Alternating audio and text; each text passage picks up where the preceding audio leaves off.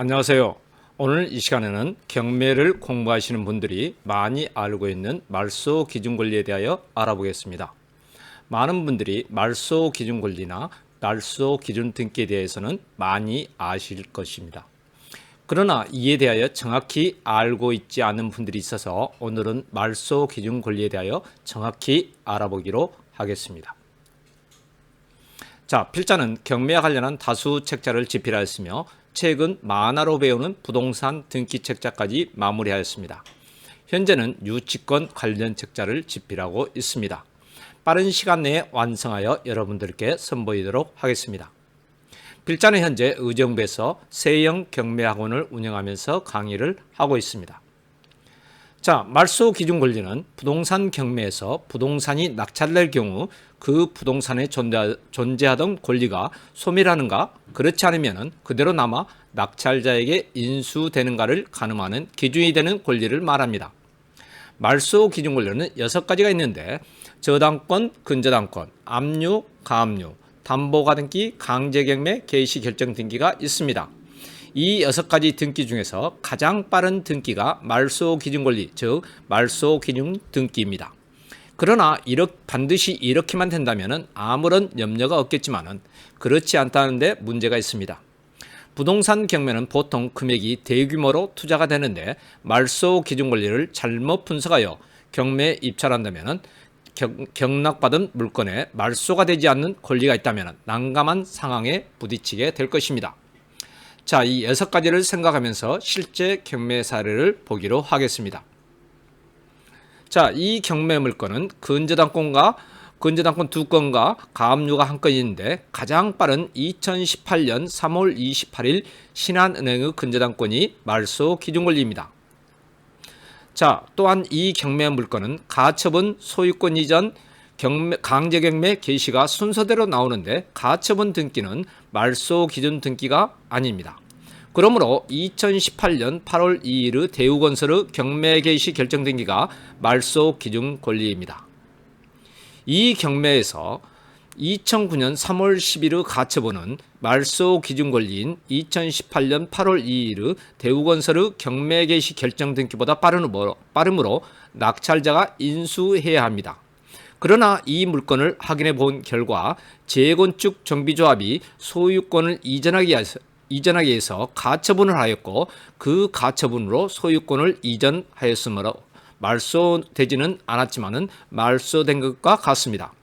보통 이런 경우를 혼동이라고 하는데 혼동의 개념에 대하여 이해가 되지 않으신 분들은 자료를 한번 찾아보시길 바랍니다.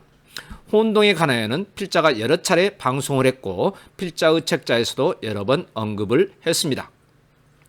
자, 이 물건은 압류, 강제경매 개시 결정 등기, 가압류가 있는데 등기상 가장 앞에 있는 서울시 중랑구 압류가 말소 기준 권리가 됩니다.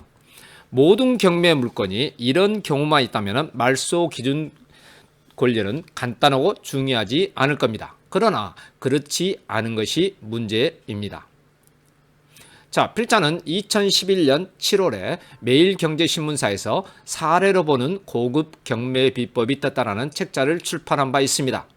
이 책자에는 경매에서 나타날 수 있는 여러 사례를 묶어놓은 책자인데 이 책자의 제7부에서 등기의 공시력과 공신력에 대한 사례를 들었습니다. 우리는 부동산 거래 시 등기 권리증이나 등기부를 보고 거래를 합니다. 그러나 이런 증빙서류가 절대적인 것은 아닙니다. 왜냐하면 등기의 공시력 때문입니다. 먼저 등기의 공시력과 공신력을 알아보면 등기의 공시력은 부동산의 권리관계의 변동을 예우해서 알 수 있도록 등재 또는 등기를 갖춰야 한다는 공시의 원칙이며 우리나라의 지적보건부와 등기부는 공시력이 있다고 말합니다.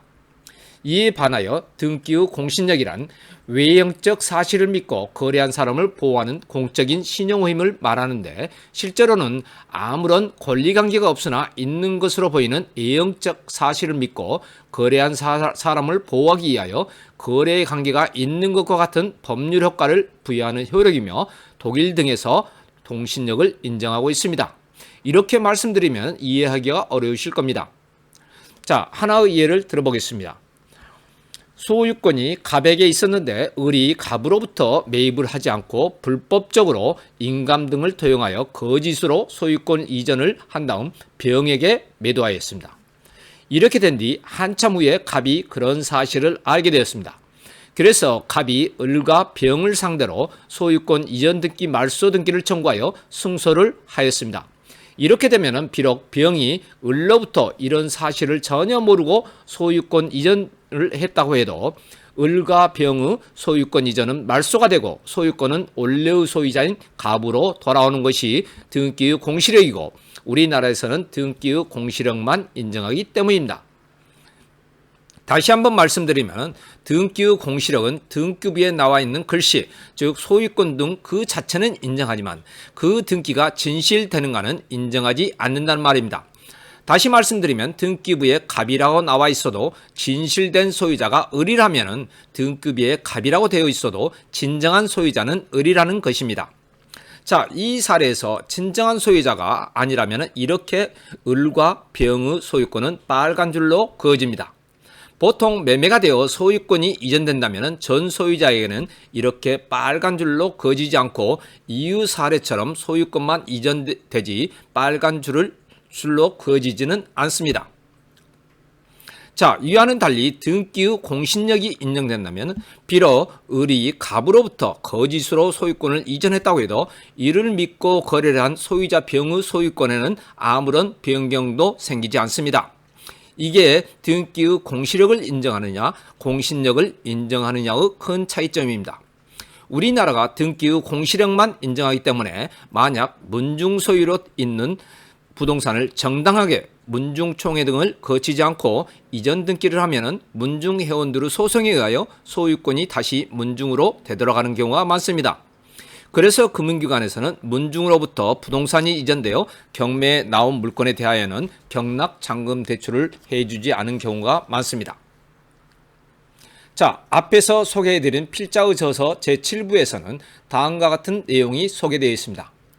당초 소유자 갑이 오랫동안 소유권도 이전하지 않고 대출을 받은 적이 없자 사기꾼인 을이 서류를 이주하여 소유권 이전 등기를 했습니다. 그 후 농협에서 근저당을 설정하여 대출을 받았습니다. 그러나 얼마 되지 않아서 진정한 소유자 갑이 이 사실을 알고 을을 상대로 소유권 이전 등기 말소 등기를 청구하고 동시에 소유권 말소 예고 등기를 하였습니다.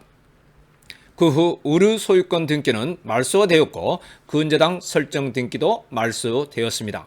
또한 이들이 한 소유권 이전보다 근저당권 설정 등기는 이 법안 내용으로 원초적으로 잘못되었기 때문에 등기부상에 보면 빨간 줄로 그어져 있는 것을 볼 수가 있습니다.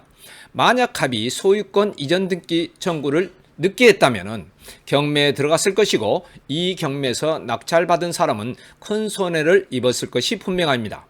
이런 것이 우리나라가 등기의 공시력만 인정하고 있기 때문에 등기 분석이 중요한 이유입니다. 자, 실제 등기부를 보면 이렇습니다. 이들이 한 소유권 이전 등기는 이 법안 것이었으므로 갑구 2번의 소유권 이전 등기는 빨간 줄로 그어져 있습니다. 자, 을구를 봐도 마찬가지입니다. 자, 위에서 말씀드렸듯이 이런 경우를 보기로 하겠습니다.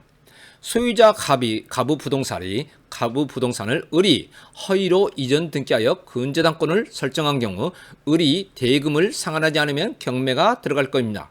그런데 경매가 진행 중 진정한 소유자 갑이 을의 소유권 말소를 위한 예고 등기를 했다면 물론 이때 말소 기준 권리는 국민은행의 근저당권입니다. 그런데 이런 예의 경우를 모르고 예고 등기가 말소 기준 권리 이후이므로 말소가 될 줄 알고 경매에 입찰하여 낙찰을 받았다면 경락자 병은 소유권을 잃게 되는 경우가 있을 수 있습니다.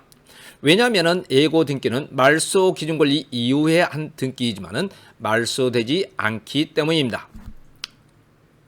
자, 오늘 이 시간에는 경매에서 말소 기준 권리에 대해서 알아봤습니다. 이제 방송을 마치기 전에 여러분들이 방송을 원하시는 내용이나 주제 또는 사건 번호를 올려주시면 가능하면 방송을 해드리겠고 이렇게 올리기 전에 구독과 좋아요를 꾹 눌러주시길 바랍니다.